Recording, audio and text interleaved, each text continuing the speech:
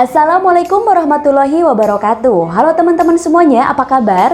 Ketemu lagi dengan saya Reni Wulandari. Mudah-mudahan teman-teman semuanya dalam keadaan sehat walafiat, sadar lahir dan batin.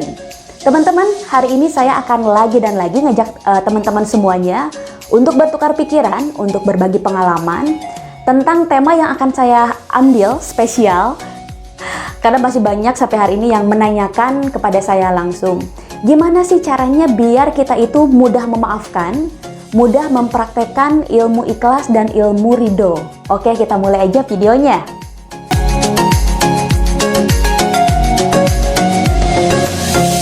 Teman-teman, sampai video ini saya buat hari ini, masih banyak banget orang-orang yang bertanya, kenapa sih memaafkan seseorang itu susah?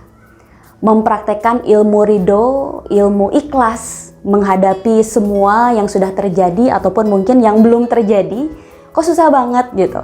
Mungkin teman-teman juga banyak ya, sudah memaafkan, sudah mencoba untuk ikhlas, tapi kok tiap ada orangnya atau tiap ingat peristiwanya, sakit hati lagi, terluka lagi.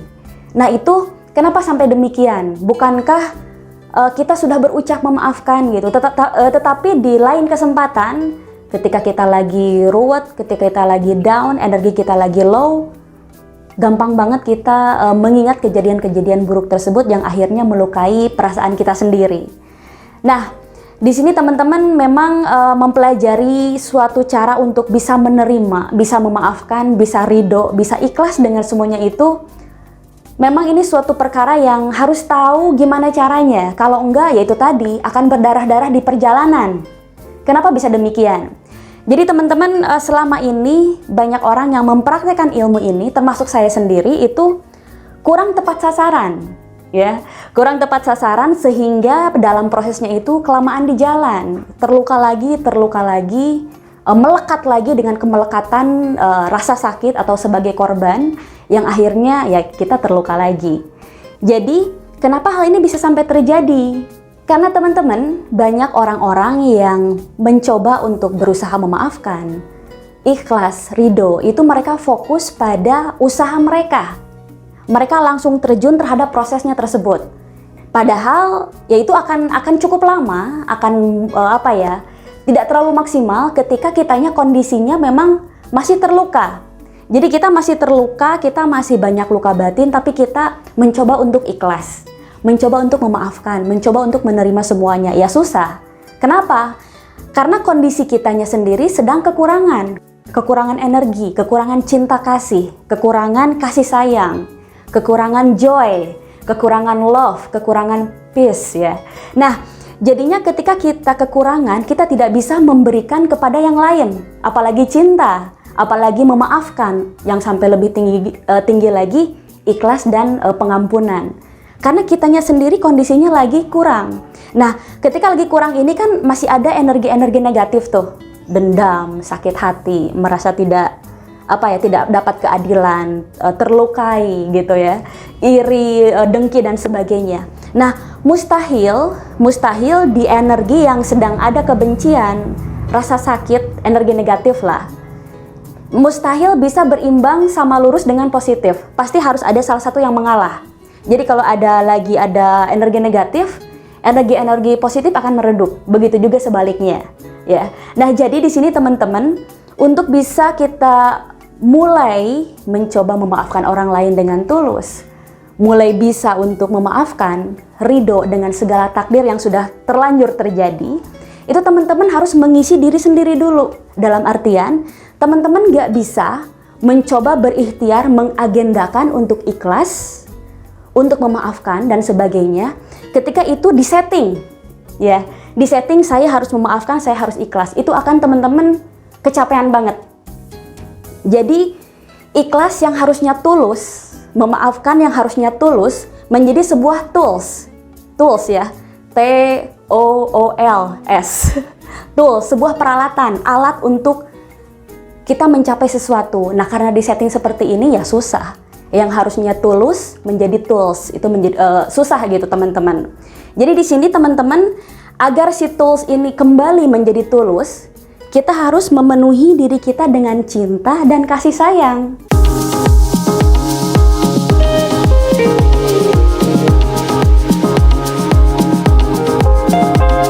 Jadi teman-teman, jauh sebelum kita meraih daun-daun, meraih tangkai, meraih batang pohon, meraih buahnya, kita harus meraih dulu akarnya, yaitu diri kita, di mana kita adalah sumber semesta diri kita, teman-teman.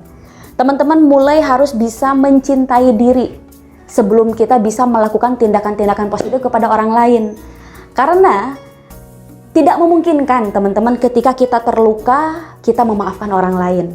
Ketika kita melekat dengan berbagai rasa dendam, rasa sakit hati, rasa kemelekatan terhadap diri sebagai korban, disakiti pihak luar, kemudian kita mencoba untuk memaafkan, kita mencoba untuk ikhlas, kita mencoba untuk menerima semuanya, itu akan sulit. Teman-teman akan berdarah-darah, teman-teman akan tertatih-tatih, lama banget prosesnya, tidak maksimal. Jadi teman-teman harus menutrisi diri sendiri dengan cinta, dengan kasih sayang, dengan kepercayaan, dengan rasa layak, dengan pertumbuhan-pertumbuhan spiritual, ya, agar teman-teman ini menjadi sosok yang penuh. Nah, ketika teman-teman sudah penuh dengan rasa cinta, dengan rasa kasih sayang, teman-teman sudah bisa bersinergi dengan pihak lain.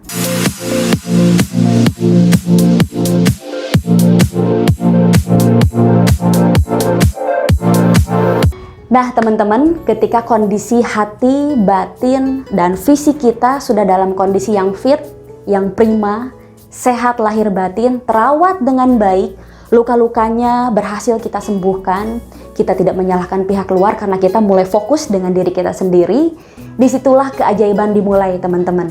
Jadi teman-teman nanti nggak harus usaha, nggak harus berupaya untuk gimana sih caranya memaafkan, gimana sih caranya biar kita ikhlas, biar kita ridho, biar kita bisa menerima semuanya sebagai jatah takdir kita. Gimana gitu, nggak usah.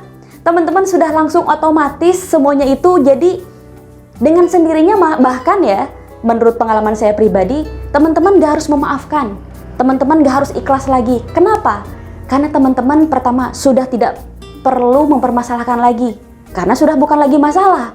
Yang ada teman-teman malah alih-alih kita memaafkan, alih-alih kita ikhlas dan sebagainya, kita malah jauh lebih bersyukur karena sudah diberikan berbagai ujian-ujian tersebut, diberikan berbagai tantangan-tantangan tersebut. Kita malah lebih bersyukur loh. Malah saya pribadi merasakan saya sering mendoakan kebaikan-kebaikan kepada orang-orang yang sudah menyakiti saya. Karena berubah teman-teman, yang tadinya memaafkan, apa yang harus dimaafkan, mereka justru berjasa membuat saya seperti di hari ini, teman-teman. Mereka berjasa banget. Begitu banyak juga kejadian-kejadian buruk. Tanpa kejadian-kejadian buruk itu, saya tidak akan dibelokkan ada di tempat yang sekarang dengan kondisi saya yang terbaik yang ada di hari ini. Jadi itu ya teman-teman ya. Kalau yang saya rasakan, saya justru jadinya berterima kasih, sudah bersyukur, sudah ikhlas, saya udah nggak bisa definisikan lagi ikhlas yang saya maksud itu seperti apa, saking ya sudah otomatis sudah tidak perlu lagi memaafkan karena tidak ada yang perlu dimaafkan. Malah saya mendapat keuntungan dari berbagai perihal hal-hal yang buruk-buruk tersebut, teman-teman.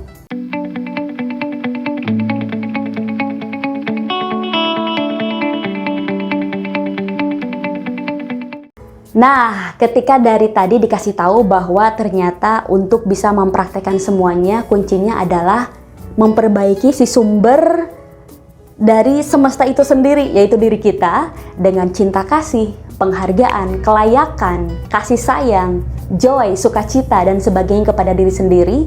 Pertanyaannya sekarang adalah gimana caranya? Karena banyak banget kalau kita lihat di internet ya, cara untuk mencintai diri sendiri itu banyak banget. Tapi nanti kalau saya jelaskan di video hari ini itu akan kepanjangan. Saya akan lanjutkan di video selanjutnya. Saya akan kasih tahu trik bagaimana cara mencintai diri sendiri dengan cara yang sangat efektif, langsung tepat sasaran. Bukan secara sekunder, tapi langsung ke pokoknya, biar teman-teman nggak kemana-mana ngabisin waktu di jalan. Ya, di video selanjutnya. Nah, saya doakan semoga teman-teman paham dengan penjelasan saya dari awal sampai akhir tadi, di mana teman-teman akhirnya bisa paham bahwa sebetulnya segala kejadian yang menimpa kita itu sebetulnya adalah netral. Tidak ada baik dan buruk, tetapi kita yang melabeli hal tersebut. Jadi teman-teman, saya doakan mudah-mudahan teman-teman bisa segera mempraktekkan untuk mencintai diri sendiri. Bagi yang ingin tahu detailnya seperti apa, bisa lihat di kelanjutan video ini. Mudah-mudahan segera teman-teman bisa menyelesaikan segala luka batin yang teman-teman rasakan, segala peristiwa-peristiwa yang kemelekatannya tuh masih bukan hanya di batin aja ya, tetapi sudah sampai ke fisik, di mana fisik di anggota badan tertentu ada rasa sakit, ada penyakit yang sebetulnya itu adalah notifikasi dari batin kita bahwa banyak banget luka batin yang belum selesai.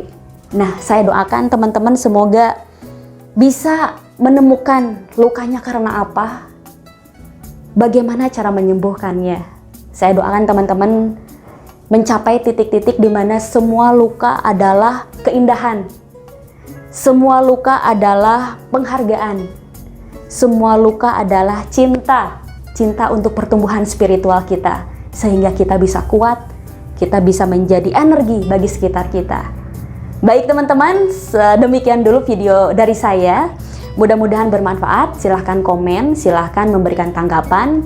Wabillahi taufiq wal hidayah. Wassalamualaikum warahmatullahi wabarakatuh.